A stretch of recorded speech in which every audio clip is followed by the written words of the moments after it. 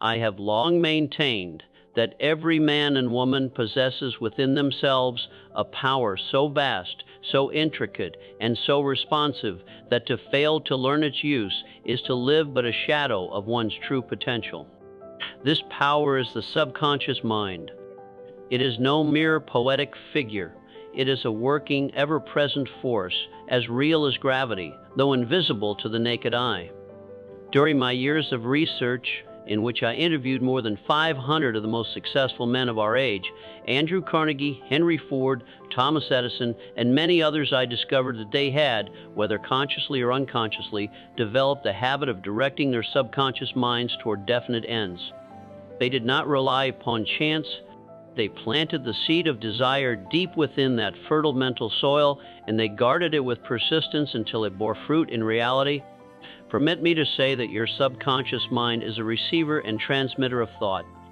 It takes the dominating thoughts you hold, whether they be of success or failure, and translates them into their physical equivalent. Herein lies the explanation for the oft-repeated saying, "As a man thinketh in his heart, so is he." The heart, in that ancient proverb, is in truth your subconscious mind.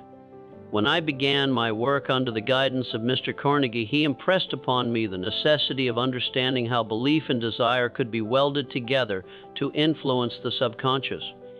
He said to me, "Young man, you will discover that a man's only limitations are those he sets up in his own mind. If he can master his thoughts, he can master his destiny." I found that the subconscious does not reason as the conscious mind does. It accepts every thought that is mixed with emotion and desire. It does not distinguish between constructive and destructive aims. It works with whatever raw material it is given. If you feed it with fear, doubt, and envy, it will proceed to create circumstances that correspond with those emotions. If you feed it with faith, love, and a burning desire for achievement, it will just as faithfully translate those thoughts into their physical counterpart. Consider for a moment how habit is formed. A single act, repeated many times, becomes automatic. So too does a single thought, when persistently impressed upon the subconscious, become a part of your mental makeup, influencing your decisions and actions without conscious effort. The great challenge and the great opportunity is to choose deliberately the nature of those thoughts. I recall an early period of my life when the road seemed dark. My savings were exhausted, my plans uncertain. I could have surrendered to the temptation of discouragement. But instead, I began each day with the practice of speaking aloud the definite aim I had set for myself. I would see in my mind's eye the completion of the work Mr. Carnegie had commissioned me to do. I felt the thrill of it as though it had already been accomplished. Within weeks, the gloom lifted not by chance, but because my subconscious had begun to attract the ideas, people, and circumstances necessary to fulfill that aim. In truth, the subconscious is a gateway between the finite mind of man and the infinite intelligence that pervades all things. It is through this channel that hunches, flashes of inspiration, and solutions to difficult problems arrive. One must train it as one would a faithful servant, giving it clear instructions, backed by emotion and repetition, until it performs its work with unfailing precision. The subconscious mind thrives upon repetition, just as the body thrives upon nourishment. What you give to it daily through your thoughts, words, and emotions becomes the raw material from which your destiny is shaped. It is important to realize that this power is never idle. While you sleep, it works. While you go about your daily affairs, it works. It is constantly transforming the dominating ideas you impress upon it into their practical equivalents. It is both the builder of your fortunes and, if misdirected, the architect of your ruin. I learned early that the best way to instruct the subconscious mind is through a deliberate program of autosuggestion. This is the principle whereby you state, with feeling and conviction, the exact condition or result you wish to bring about. You do this aloud, in the present tense, and with the full belief that what you declare is already a reality. In this way, you bypass the skepticism of the conscious mind and plant your desire directly into the fertile soil of the subconscious. Consider a farmer who plants corn. He knows that the soil will accept whatever seed is placed in it, whether corn, wheat, or weeds, and will produce accordingly. Your subconscious is such soil. It will grow the crop of your choosing, but it will also grow weeds if you allow stray, negative seeds to be sown through careless thinking or idle conversation. Henry Ford once said to me, "Whether you think you can or you think you can't, you're right." He spoke more truth than perhaps even he realized. For the subconscious will go to work to prove the correctness of whatever you believe. If you think you are incapable, your mind will begin arranging facts, circumstances, and actions to support that conclusion. If you believe you are capable, it will do the same in your favor. This is why faith backed by a definite purpose is so essential. Faith is not mere hope, nor is it blind belief. It is a state of mind that can be cultivated, much as a muscle can be developed through exercise. You build faith by repeatedly affirming your goal, visualizing it, and acting as though its attainment were inevitable. One evening, while preparing for a public lecture, I found myself seized by doubt. The subject matter was clear in my mind, yet an inner voice whispered, "They will not accept your ideas. You will fail to impress them." I recognized this as a destructive suggestion, one that, if entertained, would be delivered straight into my subconscious. Without hesitation, I replaced it with a stronger thought. I am prepared. My words carry value. My audience is eager to hear and benefit from this message. I repeated this until my confidence returned, and the lecture proved to be one of the most well-received of my career. Understand this. The subconscious mind cannot reject an idea once it has been accepted through emotion and repetition. That is why emotional control is the key. Anger, fear, and resentment, if dwelt upon, become orders to the subconscious to create more conditions that arouse those same feelings. Gratitude, enthusiasm, and love likewise become commands to bring forth more experiences worthy of those emotions. You cannot merely wish for a better life. You must instruct your subconscious to create it. This is done by giving it a definite aim, feeding it with clear mental pictures, and reinforcing those pictures with feeling until they become as real to your inner senses as your present reality. There is a point at which the subconscious mind ceases to be merely a mechanism of memory and habit and becomes a channel for something far greater. I refer to that invisible yet undeniable source of inspiration, which I have called infinite intelligence. Through my years of association with leaders of industry and men of genius, I observed a curious pattern. In their moments of highest achievement, they often claimed the ideas came to them suddenly, as if whispered by an unseen counselor. Edison described it as a flash. Ford called it getting the picture. Carnegie spoke of it as an inner knowing. These were not accidents. These flashes were the product of a subconscious mind tuned to a definite purpose and linked with a universal storehouse of knowledge. The conscious mind is limited. It can focus upon but one thought at a time and tends to tire quickly. The subconscious mind, however, never sleeps, never rests, and seems to have access to resources far beyond the reach of ordinary reasoning.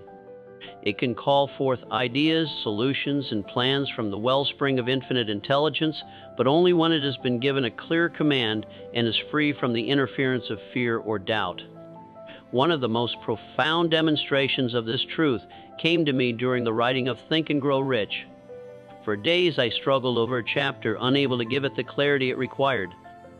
At last I set the work aside, relaxed my mind, and before retiring that night, I gave my subconscious a definite order. Produce for me, by morning, the arrangement of words that will most effectively convey this idea to my readers. When I awoke, I reached for my pen without hesitation, for the opening sentences of the chapter were already formed in my mind as if they had been dictated to me while I slept.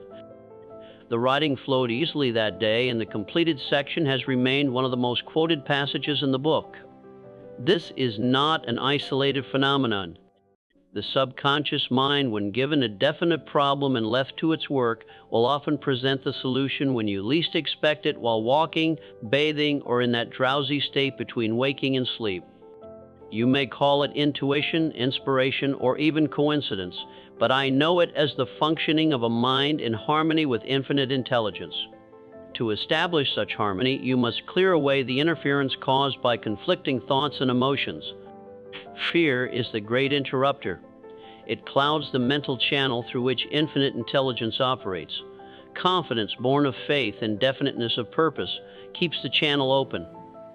I have often recommended to my students a simple yet powerful practice. Set aside a period each day for quiet thought. In this time, review your definite chief aim, visualize its fulfillment, and then listen without strain for any ideas or impressions that come.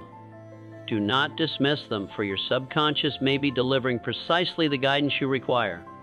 Over time, as you persist in this practice, you will find that your subconscious mind becomes a faithful and skillful intermediary between your conscious desires and the limitless intelligence that permeates the universe. This is the true secret of genius, not a gift bestowed at birth, but a faculty developed through disciplined thought and purposeful living. Your subconscious mind is like a fertile field, but unlike a farmer's land, it cannot be fenced from intrusion unless you consciously take the role of gatekeeper. Every word you hear, every picture you behold, every emotion you permit to linger, these are seeds. And the subconscious does not pause to judge their value. It accepts them and sets about bringing them into physical form. For this reason, it is of the utmost importance to exercise control over your environment and associations. The great industrialist Andrew Carnegie was careful to surround himself with men who were optimistic, forward-looking, and resourceful. He knew that the words and attitudes of those around him would find their way into his own mind and, through repetition, into his subconscious. I have often told my students that the greatest single step they can take towards self-mastery is to refuse to permit any person, event, or piece of information to instill fear, doubt, or limitation within them. This is no small task in a world where newspapers thrive on tragedy and gossipers find sport in the misfortunes of others. Yet I assure you, it is both possible and necessary. During the depth of the Great Depression, I saw this principle tested as never before. Men and women everywhere were bombarded with messages of scarcity and despair. Those who absorbed these suggestions without question found themselves paralyzed, unable to act decisively. But there were others, fewer in number, who shielded their minds from the constant barrage of negative talk. They deliberately sought out encouraging news, uplifting books, and companions who spoke of opportunity rather than defeat. Almost without exception, it was these individuals who emerged from that period stronger, richer, and more capable than before. Understand this. The subconscious mind responds to the dominating, emotionalized thoughts you allow to dwell within you.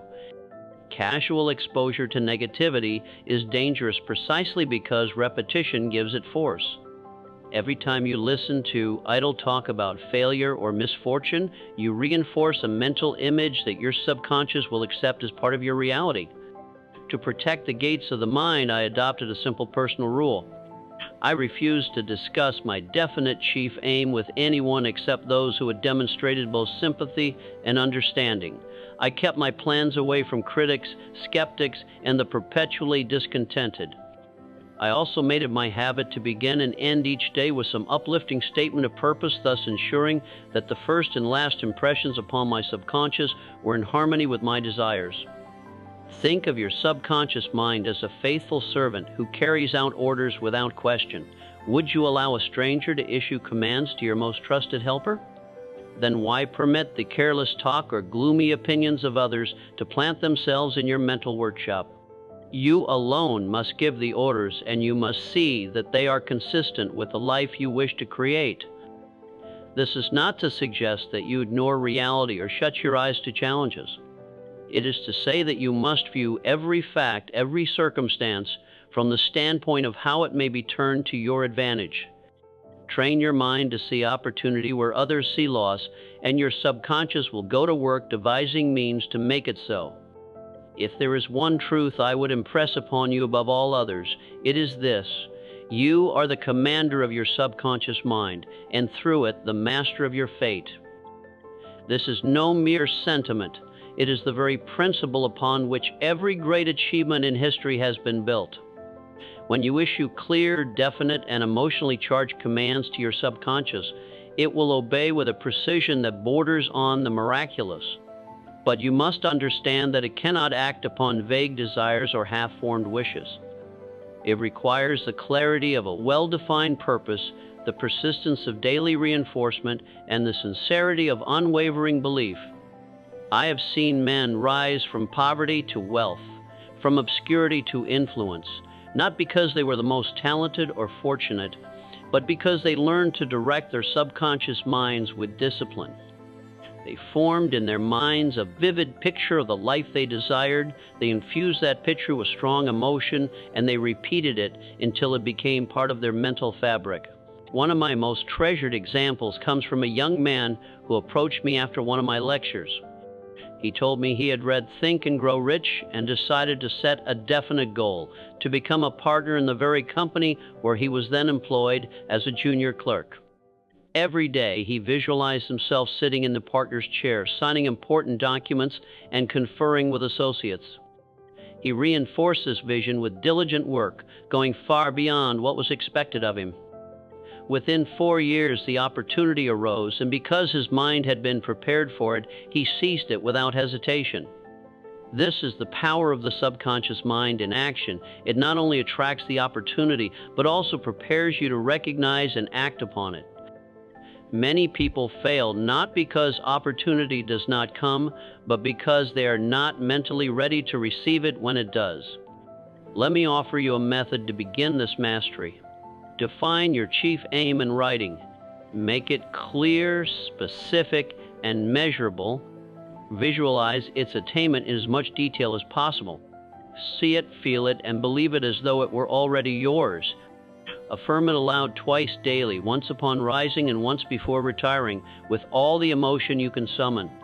Guard your mind against all thoughts, influences, and associations that contradict your aim. Act daily in ways that move you closer to your goal, even if only by a small degree. Persist with this process, and you will begin to notice subtle changes.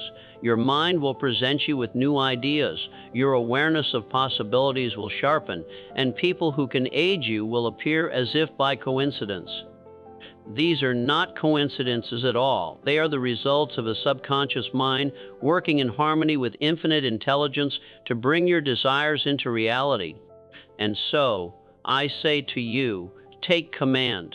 Do not allow your thoughts to drift with the currents of chance.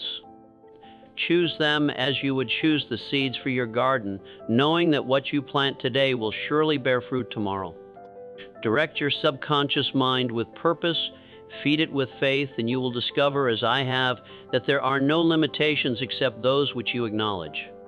The hidden power of your subconscious mind is not hidden from you, it is hidden in you, awaiting only your deliberate command to spring into action.